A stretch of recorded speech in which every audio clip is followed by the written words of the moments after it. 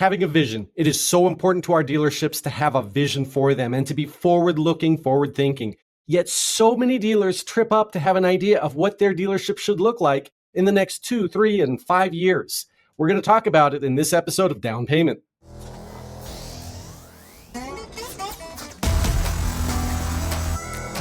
Welcome to Down Payment, the podcast for used car dealers. Prepare to learn something new about the industry that keeps us moving.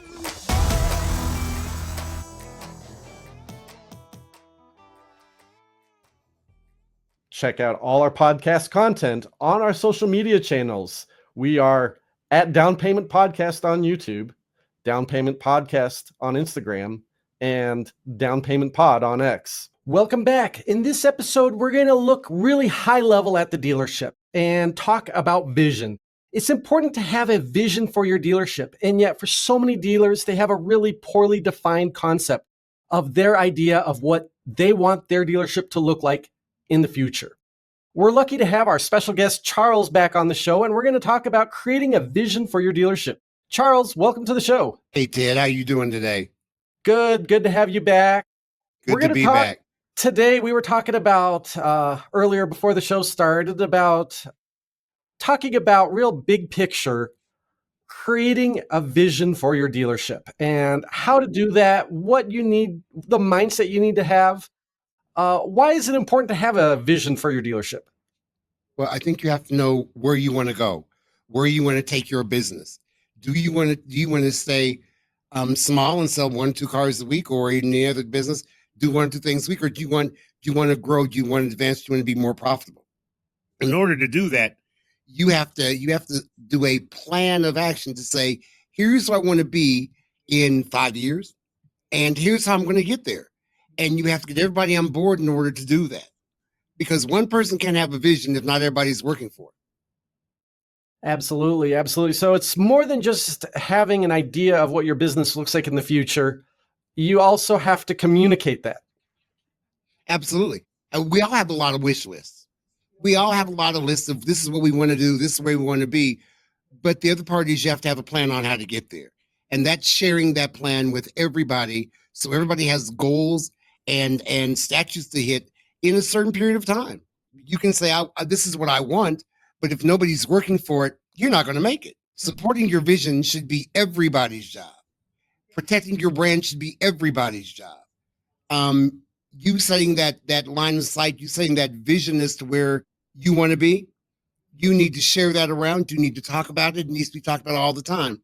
Here's where we are. Here's where we need to be. Where are we right now? And what do we need to do to move forward?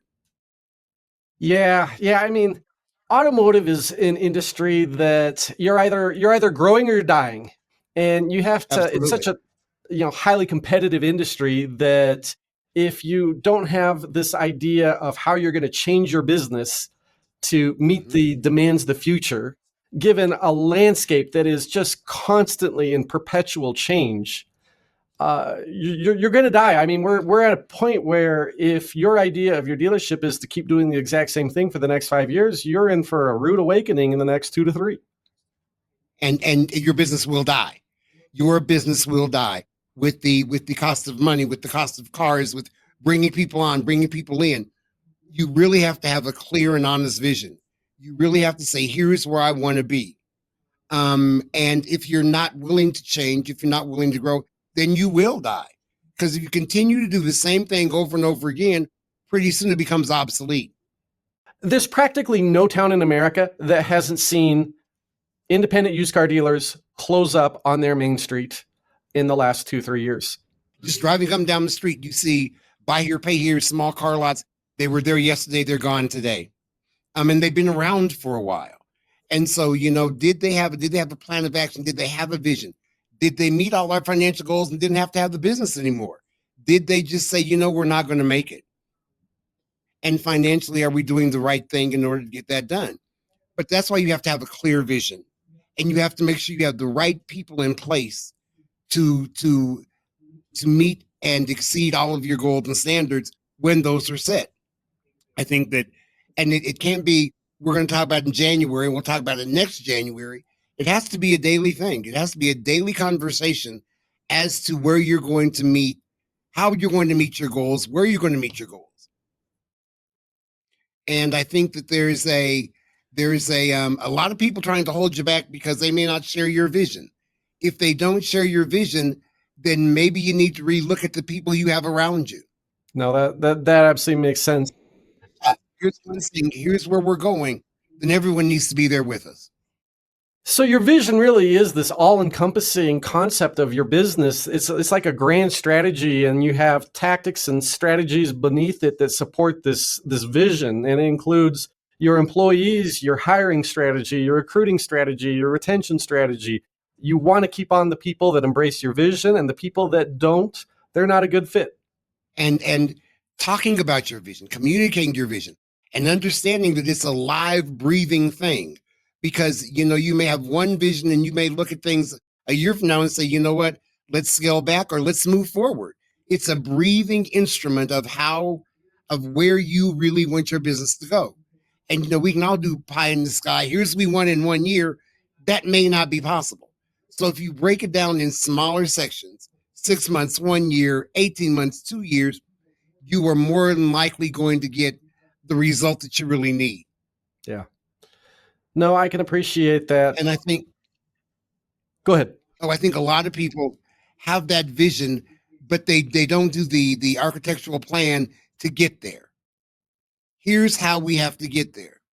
Yeah, talk a little bit about that. How do you kind of set the framework to incorporate and advance towards your vision? I think you need to, first of all, decide where you want to be. Right now you're a Vega, but you want to be a Mercedes-Benz. How do you get there? I think that when you set that plan, you put that plan in place, it's small steps. It's small steps to say, I want to do, if we're doing 40 cars this month, I'm going to do 60 cars next month. Is that really realistic? If it is, I want to change the way we do things. Are the changes well thought out and well planned? But it needs to be in a document that's living and breathing and moving and growing. It's very disheartening to see somebody say, I want to make change. I want to change what we're doing. I want to be here. And there's no place where you can measure to see where you're going. And so that document could just be a measurement of where we are to get where we think we need to be. And what are we doing to get there? So having measurable goals is an important part. Oh, absolutely. Absolutely. And in education, they used to say you wanted high but achievable goals. In business, you want high goals, and here's how we're going to achieve it. And you have to have that vision as to where we're going, and you have to direct it in the right area. The owner, managers, they all have to be directing towards that same area, be it people, be it product, be it positioning. You want to direct it towards that place. You want to direct it, say where we're going to be here, and then do the update. And if you're here, be able to say why we didn't get there. Absolutely. Now, how far out should your vision be? I think 5-year plans are great. But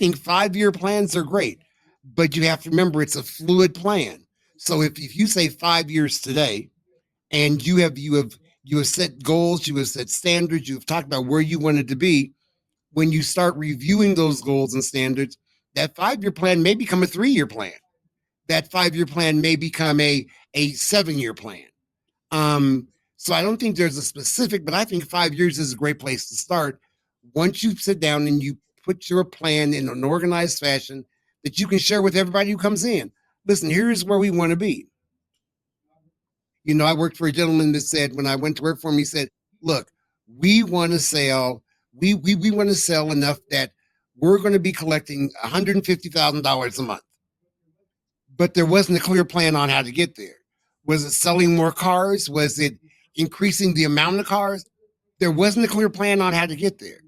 And so when you had those conversations, you kind of went, I'm not sure this is going to work. So we have to start we have to start setting more reasonable goals to get to the bigger goal. And everybody had to be on board with that. No, that makes sense. And sometimes it's tough. Having good goal making is key to making your vision achievable. And being realistic with that. Yeah. Being realistic with the goals you're setting. That's the critical piece. Well, Charles, any parting thoughts for the dealers listening about vision? I think if you don't have a vision in business, you're setting yourself up to fail. I think if you don't have a vision about where you want to be, you're setting yourself up to fail. But your vision has to have a plan. You have to have a way to get there. You have to have a way to say, here's where we're going to be in 1 year, or in 6 months, and 12 months, and 18 months, and 24 months, and go back and change and then make sure you're hitting those goals, make sure you're hitting those plans. Well, that makes a lot of sense. Well, appreciate you coming back on the show, and it's been another episode of Down Payment. Lots for dealers to unpack from this episode. Now, go sell some cars. Check out our podcast on all our social media channels. We are at Down Payment Podcast on YouTube, Down Payment Podcast on Instagram, and Down Payment Pod on X.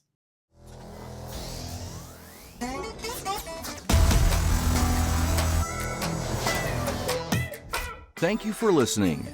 Down Payment, the podcast for used car dealers, is a production of Meta Financial Services Incorporated.